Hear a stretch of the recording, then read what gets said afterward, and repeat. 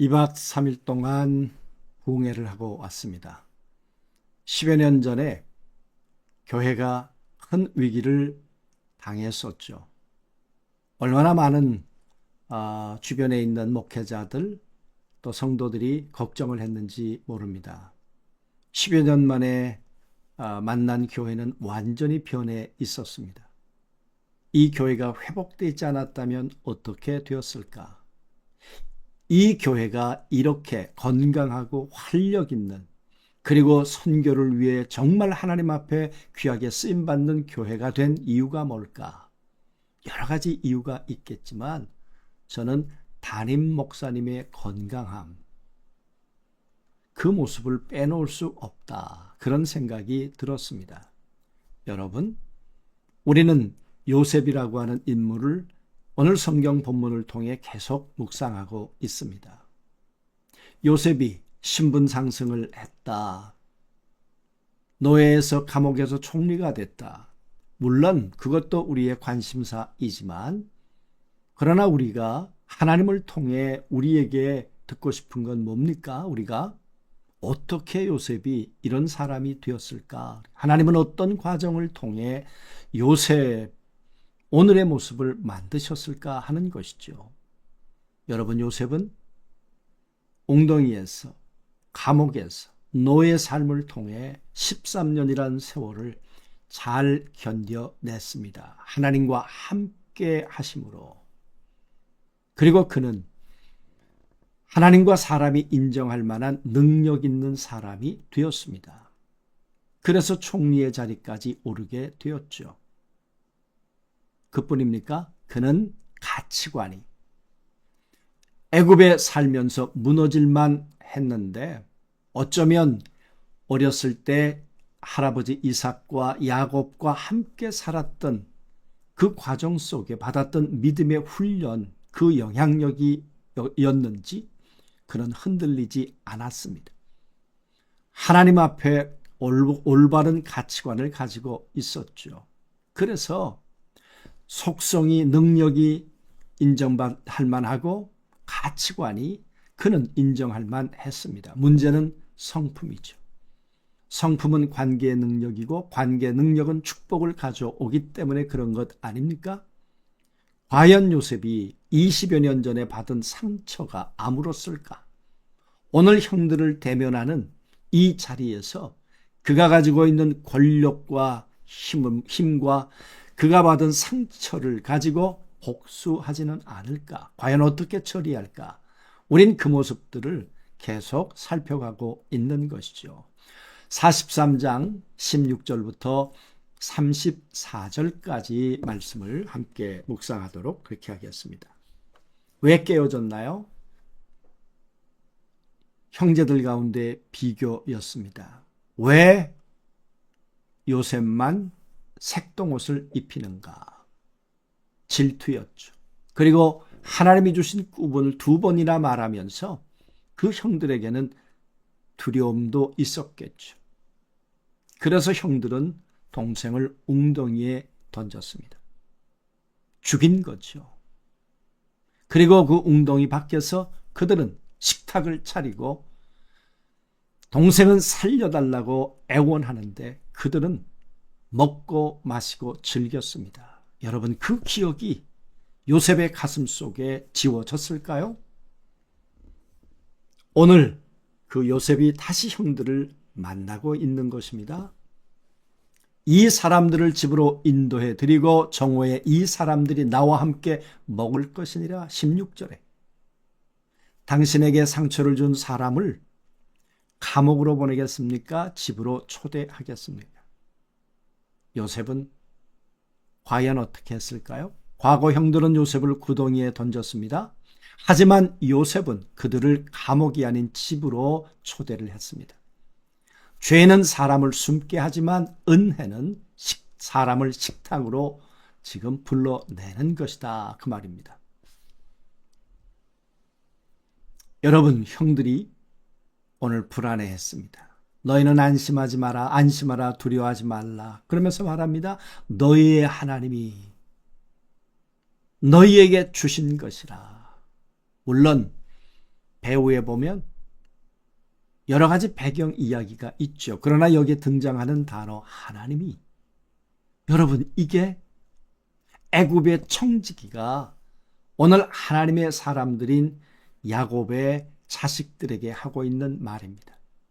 하나님이 하신 것이니까 걱정하지 마라, 두려워하지 마라. 24절에 이렇게 말합니다. 그들에게 물을 주어 발을 씻게 하며 그들의 나귀에게 먹이를 주었더라. 나를 마른 구덩이에 던진 사람의 발을 씻겨줄 수 있을까? 과거 물 없는 구덩이에 던져졌던 자가 이제 자신을 던진 자들에게 물을 주고 쉬게 한다? 복수는 과거의 상처를 반복하겠죠. 그러나 회복은 상처의 흐름을 끊어내는 것이다. 이렇게 묻습니다. 너희 아버지, 너희가 말하던 그 노인이 안녕하시냐? 아직 살아 계시냐? 고난은 당신을 날카롭게 만들었습니까? 깊어지게 만들었습니까? 예전에 요셉은 자신의 꿈과 우월함을 말하던 소년이었죠. 그러나 고난을 통과한 그는 이제 아버지와 타인의 아픔을 묻는 깊이 있는 사람이 되어 있었다, 그 말이에요. 요셉이 베냐민을 보았습니다. 그리고 솟아오르는 이 감정을 억제할 수 없어서 급히 울 곳을 찾아 안방으로 들어가서 울고 얼굴을 찢고 나와서 그 정을 억제하고, 여러분, 요셉이 형들을 용서하는 과정, 품는 과정은 결코 쉽지 않았습니다. 눈물 없이는 이 아픔이 쉽게 정화되지 않고 회복되지 않는단 말이죠. 상처가 아직도 아플 때 당신은 어떤 선택을 하고 계십니까? 요셉은 완전히 무감각해진 그런 상태였을까요? 아니죠. 여전히 아프고 흔들리며 눈물을 흘렸습니다. 그러나 감정에 휘둘려 복수하지 않았죠. 회복은 아픔 속에서도 생명의 방향을 선택하는 것이었습니다. 그래서 요셉이 요셉인 것이죠. 그리고는 식탁으로 초대했습니다. 그들을 나이대로 앉혔다. 무너진 관계의 질서는 어떻게 다시 세워질까? 과거의 이 가족의 편애, 경쟁, 증오로 질서가 무너졌죠. 그러나 요셉은 형들을 다시 본래 자리에 앉혔다 그랬습니다. 회복은 잃어버린 자리를 다시 찾아가는 것이다. 아마 형들은 이상하게 생각했을 것입니다. 요셉이 어떻게 알지? 그런데도 요셉은 자신을 숨기고 하나하나 이 과정을 밟아가고 있는, 참 어떻게 보면 착실하고 냉정한 사람이 요셉이 아닐까 싶습니다. 그리고 음식을 나눠주는데 베냐민에게는 5배를 줬어요. 왜 그랬을까요?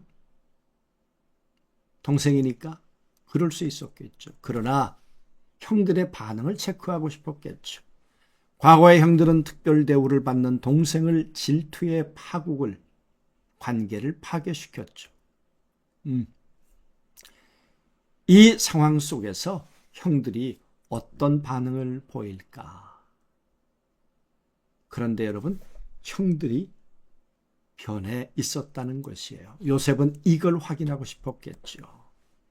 우리 한번 두세 개의 교차점을 한번 확인하면 좋겠습니다. 과거는 감옥에 가두었지만 요셉은 집으로 초대했습니다. 물 없는 구덩이에 던졌지만 발 씻을 물을 주었습니다. 환대죠. 질투하고 미워했지만 5배를 주어 축복해 주었습니다. 요셉은 피해자가 아니라 회복을 몸으로 보여주는 사람이 되었습니다. 43장, 두려움의 가족을 다시 함께 먹는 가족으로 회복시키는 하나님의 이야기이지요.